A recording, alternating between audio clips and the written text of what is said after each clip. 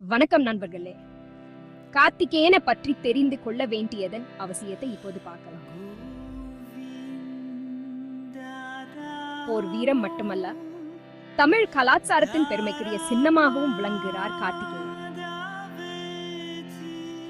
முருகன் என்றும் அழைக்கப்படும் கார்த்திகேயன் பண்டைய காலம் முதலே மதிக்கப்படும் தெய்வம். தமிழ் மக்களின் கடவுளாக போற்றப்படும் இவர் பழனி மலைகளின் அதிபதியும் குறிஞ்சி நிலத்தின் காப்பு தெய்வம் ஆவார். திருமுருகாற்றுப்படை, திருப்பல் போன்ற தமிழ் சங்க இலக்கியங்கள் இவரது மகிமையை பாடியுள்ளன. கிமு முதல் நூற்றாண்டை சேர்ந்த தொல்லியல் சான்றுகள் கார்த்திகேயனின் உருவ அமைப்பை அக்னி தேவனுடன் தொடர்புபடுத்துகின்றன. இது இந்த மதத்தில் அவரது ஆரம்பகால முக்கியத்துவத்தை எடுத்துக்காட்டுகிறது. இவரது உருவம் பல்வேறு வகையில் சித்தரிக்கப்படுகிறது.